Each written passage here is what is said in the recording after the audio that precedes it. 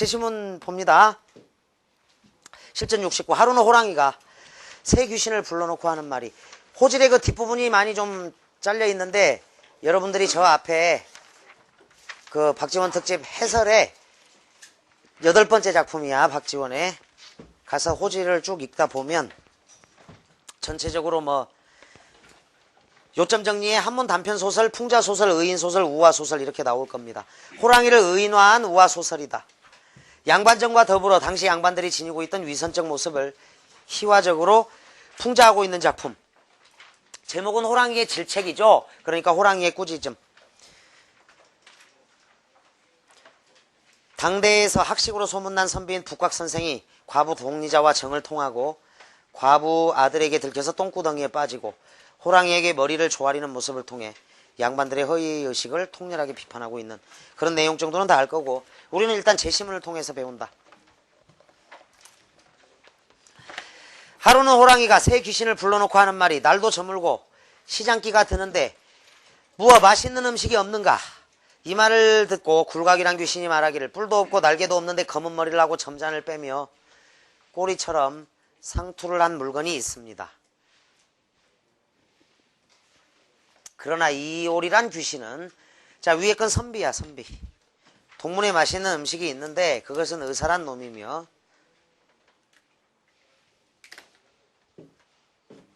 늘 약풀만 먹으니 살코기가 향기롭고, 서문에는 무당이란 놈이 있어 신을 섬기며 날마다 목욕을 하니 퍽 깨끗합니다. 이상 둘 중에서 마음대로 고르십시오 하매, 이 말을 들은 호랑이는 화를 버럭 내며 말하기를, 의사란 원체 의심이 많은 놈이라서, 빨갛게 밑줄 긋고, 의사란 원체 의심이 많은 놈이라서. 요게 이제 42번의 2번 선택지. 42번의 2번 선택지. 42번의 2번 선택지 동어머를 교묘하게 활용하였다. 근데 찾기가 좀 어렵죠. 200 그 실전 70으로 내려가서, 실전 70으로 가서 그 B에, 자, 조금 이따 있겠지만 이것도 적어도, 유란, 유는 유라 하더니, 선비의 요자야. 유는 유라 하더니, 선비는 아첨꾼이라 하더니. 근데 이제 요게 실전 69에서는 대목 하나에 생략이 되어 있는 거고, 이쪽이 이제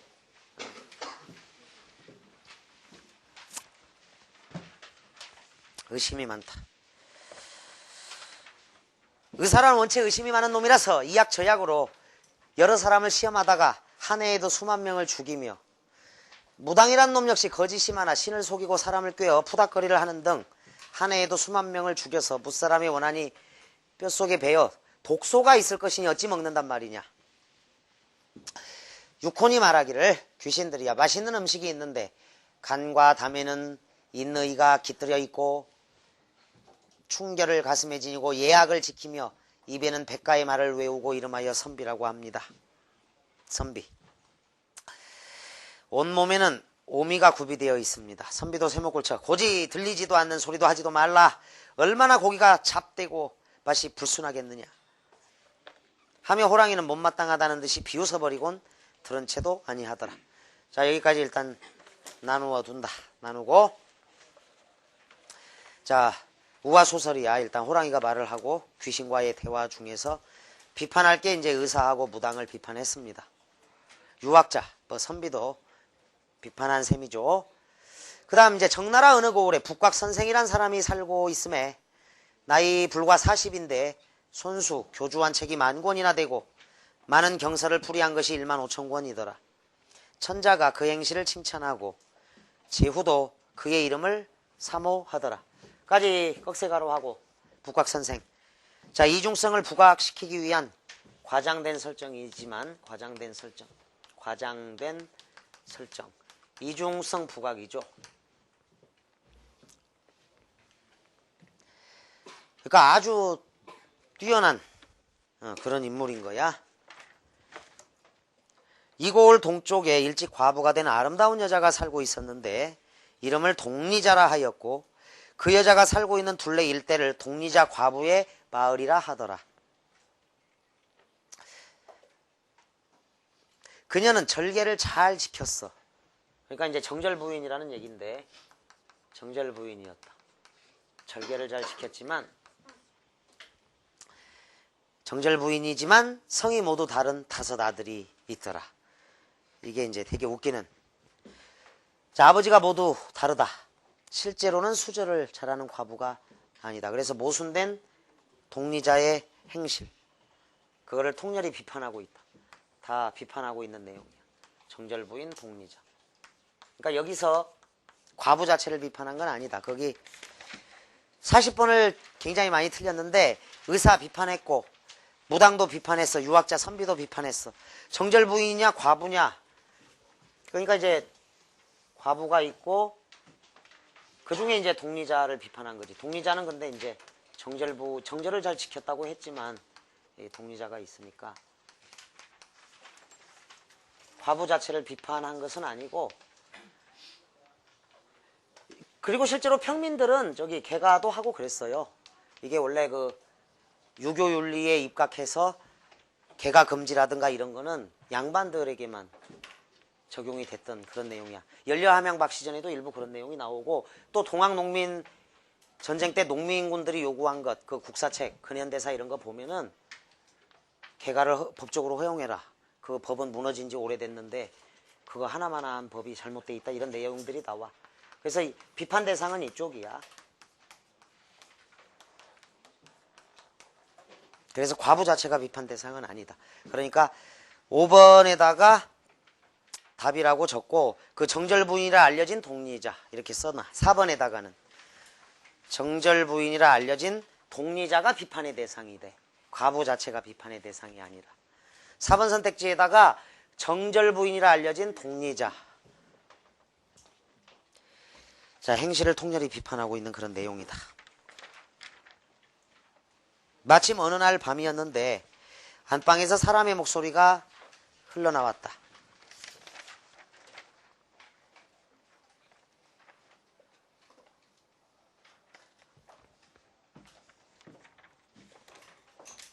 자, 이 부분에서 실전 70으로 이동하자. 실전 70에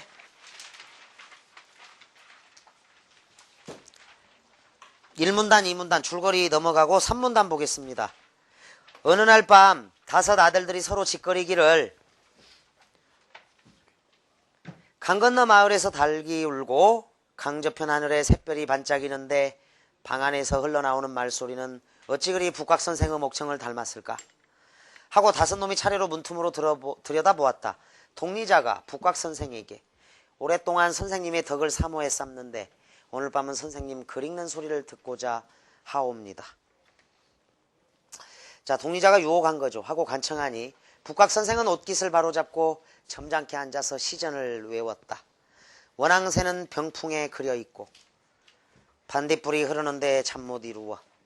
자, 원앙새 나오니까 지금 밀회 장면이야. 이게 밀회 장면이다. 저기 저 가마솥과 세발솥은 무엇을 본떠서 만들었나. 자, 동리자의 유혹에 화답한 구절이야. 근데 이제 5발을 가진 솥은 없으니까 세발솥, 가마솥과 세발솥. 세발솥은 이제 성이 다른 아들들을 의미한다라고 적극적으로 의미를 부여하기도 한다. 적극적으로 의미를 부여하기도 해. 세발솥. 비꼬는 거죠. 북곽선생과 동리자의 밀회 장면이야.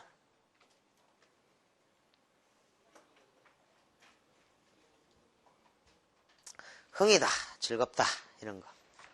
밀회 장면. 5 아들들이 서로 소근대기를 얘기에 이르기를 과부의 문을 함부로 들지 않는다고 하였다. 북곽선생과 같은 점잖은 어른이 과부의 방에 들어올 리가 있겠나. 우리 고을의 성문이 무너져서 여우 구멍이 생겼다는데 여우란 놈이 1000년을 묵으면 사람 모양으로 둔갑할 수 있다더라. 저건 틀림없이 그 여우란 놈이 북곽선생으로 둔갑한 것이다. 당대인들의 어리석음이죠. 사실은 44번 문제에 어떤 세상의 평판이 너무 높다 보니까 44번 문제가 이제 그 내용이야.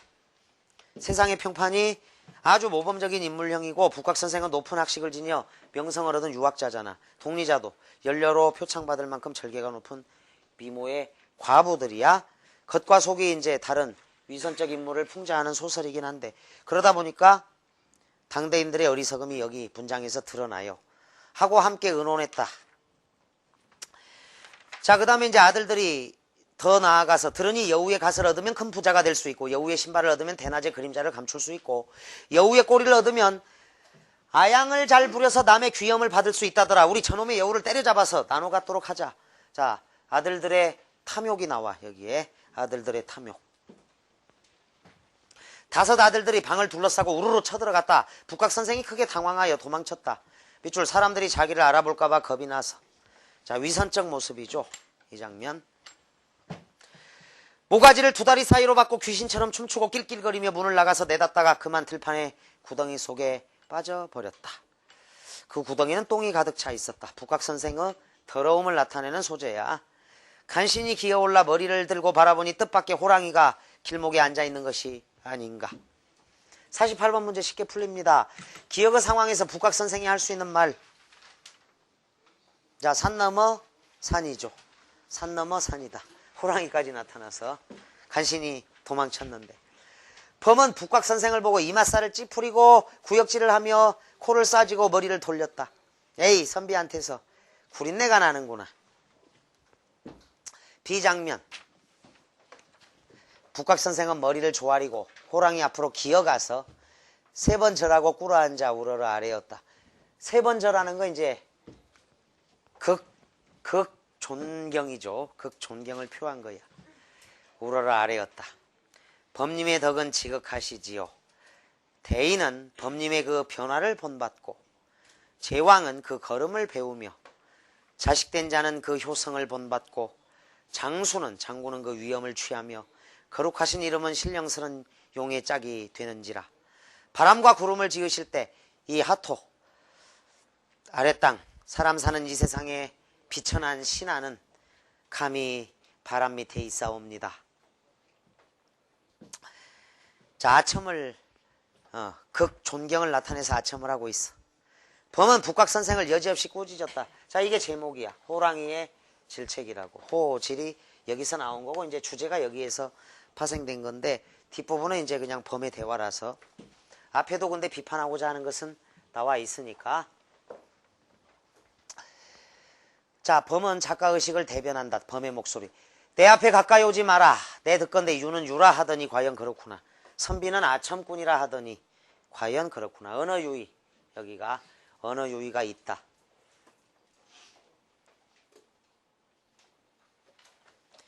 내가 평소에 천하의 악명을 죄다 나에게 덮어 씌우더니.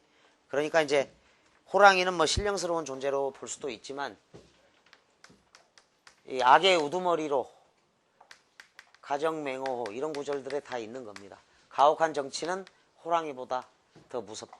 그러니까 호랑이는 무서움의 존재고 두려움의 대상이면서 악의 한 축을 담당하는 그런 이야기 속으로도 나오니까, 어느 때는 악명을 죄다 나에게 덮어 씌우더니 이제 아첨을 하네. 그러니까 유는 유다. 선비는 아첨이다. 동음이 이어입니다. 유. 이제 사정이 급해지자 면전에서 아첨을 떠는구나. 자, 아첨이죠. 그 앞에 대화가. 그게 47번 문제야. 누가 고지 듣겠느냐? 천하의 원리는 하나뿐이다. 너희의 떠드는 1000가지 소리, 10,000가지 소리는 삼강오륜에서 벗어난 것이 아니고, 경계하고 권하고 격려하고 권면하는 말은 내내 사강에 머물러 있다. 예, 의, 염치야. 예를 알아야 되고 의를 알아야 되고, 이건 염치 같이 쓰기도 하죠. 부끄러움을 알아야 되고. 예의, 염치를 예 머물러 있다. 그런데 도회지에 코 베이고 발꿈치 잘리고 얼굴에다 먹물들이고 다니는 것들은 다 오륜을 지키지 못한 자들이 아니냐. 포승줄과 먹실, 도끼, 톱 같은 형구를, 자, 죄인 신문도 도구야. 신문도구를 매일 쓰기에 바빠 겨를이 나지 않는데도 죄악을 중지시키지 못하는구나. 호랑이의 세계에서는 원래 그런 형벌이 없으니, 이로 보면 호랑이의 본성이 인간의 본성보다 어질지 않느냐 하면서 계속 이제 꾸짖죠. 중략 뒷부분 앞에 해설 가서 저기 8번째 호질 가서 나머지 뒷부분을 읽어줘도 좋겠습니다. 이에 북각 선생은 진실로 황송하고 두려워 손을 마주잡고 머리를 조아리다가 보니 동방이 밝았고 호랑이는 이미 가버리고 없었다. 그러니까 먹을 수가 없는 존재가 된 거야, 호랑이 입장에서. 그러니까 굉장한 비판이지. 더러워서 안 먹어 이렇게 되는 거라고. 이때 한 농부가 아침에 김을 매러 나왔다가 선생님은 무슨 일로 이렇게 일찍 들에 나오셔서 절하십니까? 자, 순박한 농부. 근데 호랑이에게 밤새도록 꾸짖음을 들은 북각 선생. 자, 그런데 이제 농부 앞에서는 또 다시 하고 불었다. 이에 북각 선생은 이에 성현의 말씀에 하늘이 비록 높다 해도 머리를 아니 굽힐 수 없고 땅이 비록 두텁다 해도 조심스럽게 딛지 않을 수 없다고 하셨느니라. 자, 말끝마다 옛 성현의 말씀이죠. 빗줄을 그어도 옛 성현의 말씀이야. 자, 비굴함을 합리화시킨 구절이다. 비굴함을 합리화시키는 구절. 그래서 절을 한다. 이런 내용이지. 자, 44번 가는 모범적 인물형이 세상의 평판이었는데 실제 모습은 과부 집에 숨어들어 은근한 말로 유혹하였고 성이 다른 5 아들을 두고 있으니까 위선적인 인물이 되면서 주제는 밑줄 그어도 좋겠어요. 당대 양반계층의 이중적인 태도를 풍자하는 게 주제가 되겠다. 45번입니다. 섬세하고 치밀한 묘사를 통해 자, 치밀한 묘사보다는 이제 대화가 더 묘사 쪽보다는 치밀한 묘사 세목골천하. 그다음 비장감은 아닙니다. 희극미죠. 골개미, 해악이야. 해악. 풍자와 해악이 있다. 비장은 아니야. 비장은 심청이가 인당수에 빠지는 장면이거나 정몽주의 단심가, 죽기 전에 남긴 시조, 황현의 절명시, 성산문의 절이가 이런 시조들. 비장, 슬프고 장엄한 거야. 이 주인공의 내적 갈등 X. 3번 인물을 우스꽝스럽게 표현했죠. 해악성이 있는 게 답이 되겠네. 환상적인 장면 제시 세목골쳐. 호랑이가 말하네. 환상적인 장면이네. 뭐 이렇게 약간 속을 수도 있죠. 뭐 아예 없다고 말할 수는 없고. 근데 우화소설 자체는 호랑이에게 인격을 부여했고 하는 내용이니까. 그런데 탈세속은 아니다라는 거야. 탈속적 분위기 X에. 탈속적 분위기는 성산별곡, 정철의 성산별곡이나 이백의 산중문답 같은 한시, 그리고 이달, 불이람 인운 스님에게 이런 한시. 성산별곡 적어도 탈세속적 분위기도 아닙니다. 심리변화 양상 특별히 뭐 없고 긴장감 고조하는 거 아니죠. 그냥 합리화에 약간의 뭐 북각 선생의 심리변화가 있을 수는 있으나 긴장감이 높아지고 이런 게 아니라 풍자의 대상, 해학성 이런 거죠. 46번 A에서 5 아들들에 대한 독자의 반응인데 어머니 방에 몰래 들어온 북각 선생에 대해 실망한 게 아니라 여우라고 믿고 있어. 북각 선생이라고 생각 안 하고 있어. 그럴 리가 없다는 거야. 어리석은 거죠. 이 교활한 여우가 언제 자신들을 해칠지 몰라 두려워하고 있지도 않아. 자, 때려잡아서 나눠 갖자 하면서 우르르 쳐들어가잖아. 3번 북각 선생의 명성 때문에 상황을 제대로 파악하지 못하고 있습니다. 맞아요. 3번이 답. 4. 사람으로 둔갑한 여우의 변신술에 대해 호기심. 자, 호기심이라고 하는 게 아니라 욕심을 내는 거지. 여우의 갓을 쓰면 부자가 된다거나 갓 신발도 얻고 꼬리도 얻고 때려잡아서 나눠 갖자 이런 거니까. 자, 4번에 약간의 호기심, 자, 욕심 뭐 이렇게 갈 수도 있는데 3번이 독자의 반응으로 가장 적절하다고 봐야겠고. 5번 둔갑한 여우의 정체를 모르는 어머니로 인해 안타까워하고 있다. 안타까움도 없습니다. 어머니에 대한 태도는 안 나와. 그냥 성이 다른 5 아들이 사이좋게 지내는 것 정도야. 근데 굉장히 어리석어. 못 잡았잖아 결국. 자, 47번 B에서 북각 선생과 범이 취한 말하기 태도. 1번 몸이 아픈 학생과 청소당번을 대신해준 친구의 대화. 미안해서 어쩌지 내가 했어야 할 일인데 그런 소리 하지 마. 내 몸이나 잘 돌봐. 이건 수능에 나왔던 거다. 2001년 장마라고 적어도. 장마의 친할머니와 애할머니의 대화를 축약해서 문제가 나온 형태야. 그리고 1번이 이제 답이 되는 내용. 친할머니가 A 갑이고 외할머니가 내 몸 잘 돌봐 이런 내용으로 말을 했었어. 유능길의 장마. 2번 축제 때 사회자를 물색하던 동아리 회장과 친구의 대화. 2번 일은 내가 맡아줘. 너만 한 적임자가 없어. 자, 축혀 세우면서 부탁을 했죠. 역시 너는 사람 보는 눈이 있구나. 내가 할게. 자, 내가 할게 이렇게 써져 있어. 그리고 읽을 땐 내가 할게 이렇게 이제 읽는 거고. 자, 할게에다가 빨갛게. 자, 부탁에 대한 어떤 수용. 수락하는 거죠. 3. 수행평가 과제를 해결하지 못한 학생과 친구의 대화. 이번이 마지막이야. 이번 한 번만 더 나를 도와줘. 자, 부탁합니다. 그러니까 내 코가 석자다. 오비 삼척. 이제부터 내일은 내가 알아서 해. 이건 거절이고요. 생일 선물을 준비한 학생과 생일을 맞이한 친구의 대화. 생일 축하해. 이건 작지만 내 정성이니 받아줘. 축하. 고맙게 받을게죠. 받을게. 이렇게 쓴 겁니다. 하지만 다음부터는 이렇게 무리하지 마. 감사 표시. 5번 실수한 후배와 그 실수로 인해 피해를 입은 선배와 대화 중에 누나 미안해. 마음이 넓고 천사 같은 누나가 용서해 줘. 아첨이죠 요거. 마음이 넓고 천사 같은 누나 밑줄 그어. 자, 호랑이에게 북각선생이, 그러니까 이중성은 어디서 드러나냐면 호랑이의 대화에서 내가 평소에 천하의 악명을 죄다 나에게 덮어 씌웠다라는 거.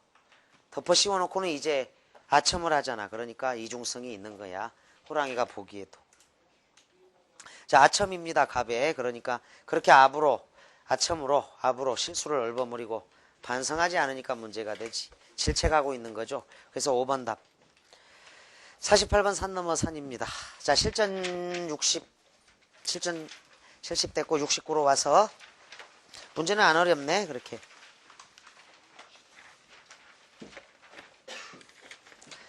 자, 40번은 5번 과부를 답으로 달면 되고 41번은 이제 우리가 제시문을 읽어서 쉬워져 버린 건데 지금 호랑이가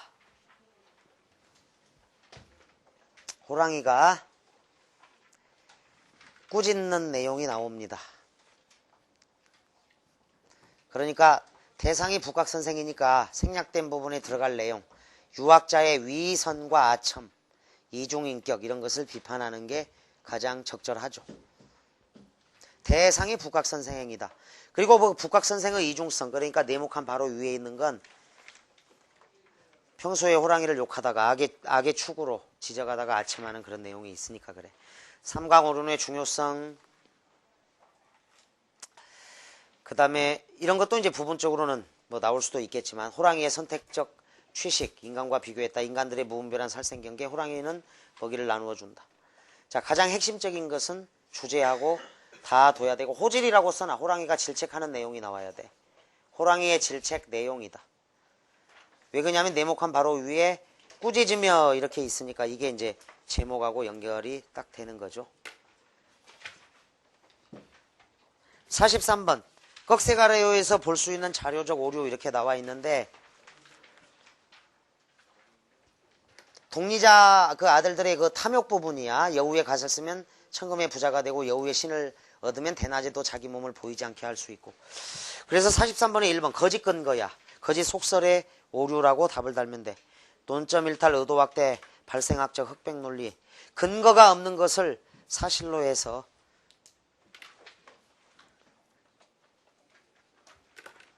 여우의 천년 먹은 여우라고 이렇게 믿고 있으니까. 그래서 43번 1. 그러니까 박지원 소설의 어떤 실학 김신선전의 내용도 그랬죠. 신선은 없다야. 그래서 실증주의적 태도로 신선을 찾아가는 장면들이 나오잖아. 그래서 신선이 없다 그런 내용들이니까 근거가 없는 오류에 빠져 있는 거고. 42번 문제는 통째로 세모꼴을 쳐놔. 옛날 모의고사 문제라서 자, 문제가 굉장히 나쁘니까 세모꼴 치고 틀려도 된다. 보기를 주거나 선택지를 내용에 맞게 고쳐야 되는데, 사관학교 문제도 이제 이런 게 있어. 그 사관학교 문제에서도 따라서 세모꼴 치고 틀려도 된다. 1. 형식에 있어서 뭐 전기체를 완전히 탈피했다.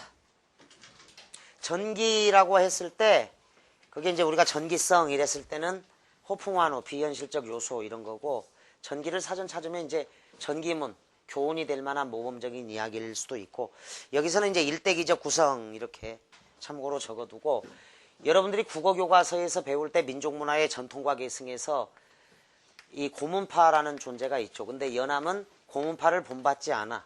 이걸 무시하고 폐관기설을 본받았다고 해서 열하일기가 촛불에 재로 화할 뻔한 아슬아슬한 장면이 있었다. 이런 구절 읽은 기억 나지? 그러니까 연암 박지원은 유교 그 과거 문장, 그러니까 이제 맹자왈, 공자왈하는 어떤 이 한문 문장 있잖아. 정해진 형식. 그거를 다 무시한 사람이고 소설에서 이게 민담이라든가 이 전설 삽입하고 이래서 폐관기서하고 비슷한 거야. 그래서 열하일기를 이 촛불로 싹 없애버릴 뻔했는데 지금 민족문화의 전통은 박연암에서 이 거인의 웃음에서 찾고 있거든. 그래서 기존의 어떤 문장하고 우리가 이제 한글로 번역된 걸 보잖아. 그러니까 학생들 입장에서는 잘 모르는 거야. 이게 국어 국문학이 있을 때 국어학이 있고 현대문학 고전문학이 있고 또 따로 한문학이 있어. 한문학 영역이. 국어학 영역 말고. 한문학에서도 이제 박지원 소설을 한문 그 자체로 보고 고전문학 영역에서도 문학사에서 점검을 하는데 42번은 몰라도 돼. 틀려도 되고. 그러니까 세목고를 쳐도 돼. 약간 부연 설명을 하자면 그래. 일대기적 구성도 아니고 이것도 써도 고문파를 본받지 않았어. 고문파를 본받지 않고 폐관기설을 따라서 열하일기는 그래서 기발한 문장들이야. 이게 박연합이 만든 한자어도 따로 있어. 한자어도. 그러니까 중국에서 넘어온 거지만 여러분들 이런 한자는 한국에만 있는 한자어야. 돌 위에 새가 앉아있다. 이게 무슨 자야? 돌자야, 돌자. 그러니까 이게 돌석자잖아. 이게 그 위에 선생님 후배 중에 장석돌이라는 애가 있었는데 이게 우리 한국에만 있는 한자어야. 그러니까 연암 박지원의 이렇게 글을 보더라도 그 박지원이 만든 한자도 있어. 자기가. 그래서 이게 돌자야. 돌. 써도 이런 한자는 돌 위에 새가 앉아 있는데 저게 한국에만, 중국에 없어. 중국에. 중국 글자가 아니라 우리 그러니까 속담이나 한자성어 다 중국 거라고 생각하지만 함흥차사라든가 이런 건 우리나라에만 있는 한자성어잖아. 함흥차사 이런 거. 돌. 동음어 교묘하게 활용한 건 아까 유는 유다하고 의사는 의심이 많다 부분을 참고로 적어두고 그 앞에 뭐 음식을 논쟁하는 거라든가 민홍전에도 그 누가 가장 나이가 많은지 두꺼비 얘기가 나온다든가 그러니까 박지원 소설의 민담, 전설 이런 게 참 많이 있다. 그 다음에 여우 이야기도 이게 민담과 전설하고 관련된 거죠. 그래서 생략과 압축의 기법을 사용한 거고 결말 부분에서의 북각 선생의 변명은 유학자의 위선의 극치를 보여준 것이라 할 수 있다. 따라서 여러분들이 2번 선택지하고 4번 선택지 정도만 정리해놔. 2번 선택지하고 4번 선택지 정도만 알아두고 중국이나 압제에 대한 조선 양반들의 곡학 아세를 풍자했다. 자, 이거 5번 선택지는 아예 뭐 정답이라고 튀어나와서 막 깃발 휘날리고 있는 그런 거라서 쉽게 풀 수 있는데 나머지 선택지가 좀 근거가 없으니까 그래. 눈을 찌르고 있죠. 따라서 그 5번 선택지 자체까지는 더 깊이 들어가지 말고 그냥 5번 선택지에다가 44번 문제를 주제로 하는 게 좋겠다. 44번 답. 44번 문제의 당대 양반 계층의 이중적인 태도 풍자. 이 정도야. 그러니까 5번에다가 44의 5번 선택지. 44의 5번 선택지. 아니 44번 문제 주제. 당대 양반 계층의 이중적인 태도 풍자. 44번 문제라고만 써놔. 거기에 주제가 나오니까. 그래서 42번은 1번하고 3번은 몰라도 되고 그런데 이제 3번 민담과 전설 삽입 생략과 압축 기법이 민홍전에도 있어. 평가원에도 두꺼비 얘기가 나온 게 있기 때문에 일반적으로 통용이 되고 1번이 좀 걸리고 이럴 텐데 5번은 완전히 헛소리 한 거다. 그리고 그냥 틀려도 되니까 세목고를 쳐둔다. 그리고 주제는 정리해둔다. 이렇게 하면 자 호질은 그래서 좀 중요 작품이니까 보고 앞에 가서 저 앞에 해설이 있으니까 박지원 특집의 8번 작품에 대한 정리를 좀 읽어가지고 뒷받침을 해둡니다. 자 오랜 시간 동안 우리가 박지원에 대해서 이렇게 좀 쭉 살피고 있는데 분명히 언젠가는 올해 나올 가능성도 높고 수능에 이게 항상 나올 수 있는 이 거인에 대한 대접이라고 할 수도 있는 거고 재미있으니까 그래서 꼭 자기와 총정리와 복습을 하기 바랍니다. 감사합니다.